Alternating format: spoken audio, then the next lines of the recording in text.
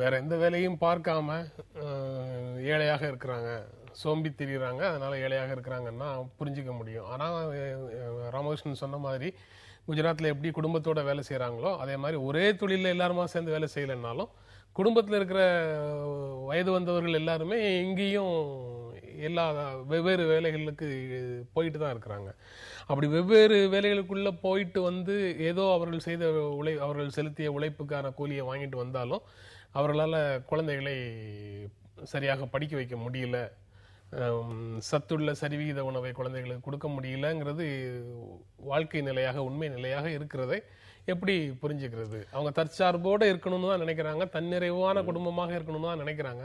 ஆனால் அதற்கு வாய்ப்பு இல்லை அப்படிங்கிறத எப்படி புரிஞ்சுக்கிறது? அதாவது விவசாயிகள் குடும்பத்துடைய நிலைமை தான் இப்படி இருக்குது. அது ஒரு வினோதமான முரண். அது விளைவிக்கிறவனே அவன் தான் தானியத்தை. ஆனால் அவன் வீட்டு பிள்ளைக்கு உரிய சத்துணவை கொடுக்க முடியலை. அதான் அவர் நல்லா சொன்னார். விவசாயத்தில் நம்ம புறக்கணிச்சாச்சு. விவசாயத்தை புறக்கணிச்சா அப்போ என்ன அர்த்தம்? இந்தியாவுடைய பெரும்பகுதி மக்களை புறக்கணிக்கிறோம் என்று அர்த்தம். இன்னும் பார்த்தீங்கன்னா வறட்சி வந்துட்டா விளைச்சலே கிடையாது, அப்போ இன்னும் பஞ்சம். கூடுதலாக விளைச்சல் வந்தால் விலை கிடைக்காது, அப்பொழுதும் அவனுக்கு பற்றாக்குறை. அப்படி என்றால் அந்த கிடங்கு பாதுகாப்பு என்பது ஒரு நல்ல அம்சம்தான்.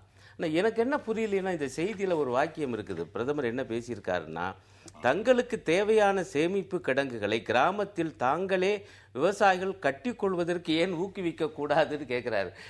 எனக்கு என்ன புரியலன்னா, ஒரு சிறு விவசாயி, ஈவன் ஒரு மத்தியதர விவசாயி கூட எப்படி இந்த ஏசி வசதி உள்ள ஒரு கிடங்கை உருவாக்க முடியும் என்று எனக்கு புரியலை. இது கேட்கறதுக்கு நல்லா இருக்குது.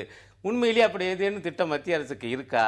இருந்தால் அதை எப்படி நடைமுறைப்படுத்த போறாரு? ஒரு கிராம அளவில் அவ்வளவு விவசாயிகளை சேர்த்து அப்படி ஏதேனும் கிடங்கு வசதி என்கிற திட்டம் இருக்கா? சேமிப்பு கிடங்குகளை நாடு முழுக்க உருவாக்குவதற்கான நிதி அரசிடம் இல்லை.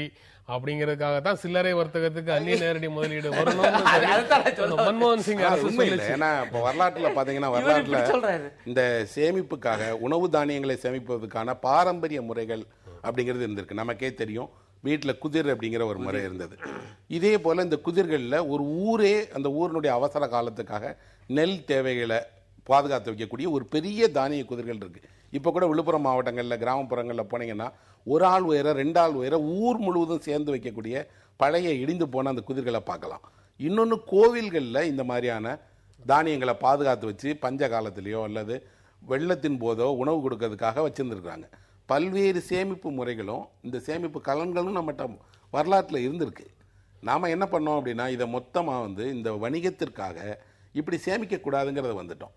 இன்னொன்று, ஒரு ஆண்டிற்கு எவ்வளவு உற்பத்தி ஆகுது, எவ்வளவு சேமிக்க போகிறோம், அதை முறைப்படுத்துறது ஒரு பெரிய விஷயமா என்ன? இல்லை இல்லை, ஒரே ஒரு விஷயம், தானிய சேமிப்பு முறை என்பது இருந்தது என்பது உண்மைதான், இப்பொழுதும் கூட சில இடங்கள்லாம் இருக்குது. ஆனால் காய்கறிகள் சேமிப்பு என்பது எப்பொழுதுமே சிக்கல் தான். அதை நம்ம அப்படி சொல்ல முடியாது. அவை அத்தகைய எளிதில் அழுகக்கூடிய, உதாரணமாக தக்காளி, வெங்காயம் போன்றவற்றுக்கான சேமிப்பு கிடங்குகள் என்பது அவசியம்தான். நான் கேட்குற கேள்வி என்னன்னா, விவசாயிகளே கட்டிக்கட்டும் என்பது போல் அவர் விட்டேற்றியா பேசினா சரி இருக்க முடியாது. அது பெரிய முதலீடு தேவையானது. நமக்கு என்னன்னா, அவங்களுடைய வருவாய்க்கும் அவருடைய வாழ்க்கை தரத்துக்கும் ஒரு பெரிய இடைவெளி. இந்த இடைவெளி இவர்களுடைய வருவாய் ஒரு படி கூடும்போது அது 10 மடங்கு மேலே போயிருது. அப்போ இவர்களுக்கு இவர்களுடைய வருவாயிலிருந்து வாழ முடியல.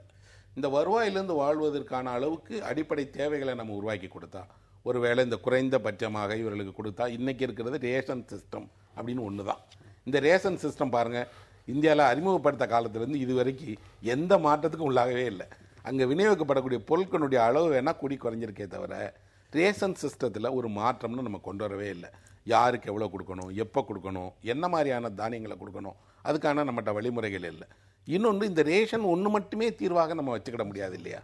அப்போ இவர்களுக்கு இவங்களுடைய அடிப்படை வசதிகள் சார்ந்த பலவேறு நலத்திட்டங்களை நம்ம செய்யத்தான் செய்யணும். சுயச்சார்புக்கு எதிராக, ஏழைகளுடைய சுயச்சார்புக்கு எதிராக இருக்கக்கூடிய விஷயம் அவர் சொன்ன மாதிரி ஊதியத்துக்கும் தேவைக்கும் இடையில இருக்கக்கூடிய இடைவெளி. இந்த இடைவெளி அப்படிதான் இருக்கும். உனக்கும் கீழே உள்ளவர் கோடி, நினைத்து பார்த்து நிம்மதி நாடு அப்படின்னு சொல்லி தத்துவார்த்த ரீதியாக மன ஆறுதல் தேடிக்கலாம். ஒண்ணு இல்ல, நம்ம உழைப்பினுடைய உபரி மதிப்பு வேற எங்கேயோ போகுது, அதை சரி செய்வதற்கு என்ன செய்யணும் அப்படின்னு சொல்லி வேறு வேறு நடவடிக்கைகளுக்குள்ள போகணும். இந்த ரெண்டுல எதை நீங்க ஆதரிக்கிறீங்க? அதாவது நிறைவு செய்யணும். ஆமா, இல்ல சுருக்கமா சொல்றதா இருந்தா, ஒரு தனி மனிதன் ஒரு கட்டத்துல நினைத்து பார்த்து நிம்மதி தேடுவான். ஏன்னா வேற வழியில் அந்த கட்டத்தில் அந்த கணத்தில் அவன் வந்து நிம்மதியாக வாழ வேண்டியிருக்கு.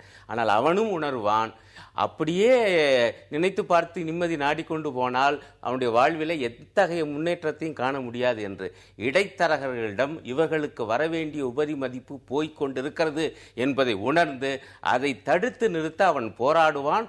போராடி வழிவகையை காண வேண்டும் என்று ஆட்சியாளர்களையும் அரசியல்வாதிகளையும் கண்டிப்பாக கட்டாயப்படுத்துவான், செய்வான் என்பதுதான் என்னுடைய நம்பிக்கை. ஒன்றும் வேணாம், ஒரே ஒரு விஷயத்தை எடுத்துக்கலாம். காந்தி வந்து அந்த குஜராத்தில் வந்து உப்பு சத்தியாகிரகம் பண்ணி உப்பை காய்ச்சினார். அதே உப்பை இன்னைக்கு முழுவதுமாக நம்ம அந்நிய கம்பெனிகளுக்கு வித்துட்டோம். இந்தியாவில் உப்பு தயாரிக்கக்கூடிய அயோடைஸ்டு உப்பு தயாரிக்கக்கூடிய எந்த நிறுவனமும் இந்திய நிறுவனங்கள் அல்ல. அப்போ நம்ம அடிப்படையான ஒரு உப்பிலிருந்து தொடங்கி அத்தனை பொருட்களையும் அவர்கள் கையில், பன்னாட்டு வணிகர்கள் கையில் ஒப்படைச்சிட்டா எப்படி அடிப்படையான மக்கள் வாழ்க்கை தரம் மேம்படும்? முதல்ல செய்ய வேண்டியது நமக்கு தேவையான உற்பத்தியை நாம் உற்பத்தி பண்ணலாம், இதுக்கான அடிப்படை வசதிகளை உருவாக்கலாம். இன்னும் சொல்லப்போனால் இவர்களுடைய வாழ்வாதாரங்களை பறிக்காமல் பார்த்துக்கலாம். பெரும்பான்மையாக இவர்களுடைய வாழ்வாதாரங்கள் பறிக்கப்படுது பன்னாட்டு நிறுவனங்களால். இவங்க உற்பத்தி செய்த எதையும் இவங்க விற்க முடியலையே. ஆக இந்த சந்தைப்படுத்துதலில் நம்மகிட்ட இருக்கக்கூடிய இந்த தாராளமயம், திறந்த கதவுகள், இதுதான் இன்னைக்கு பிரச்சனை. இந்த நிகழ்ச்சியில் பங்கேற்று உங்களுடைய கருத்துக்களை பகிர்ந்து கொண்டதற்காக பொதுப்பதற்கு நிகழ்ச்சி உங்கள் எல்லோருக்கும் நன்றி தெரிவித்துக் கொள்கிறது. மீண்டும் சந்திப்போம். நன்றி, வணக்கம்.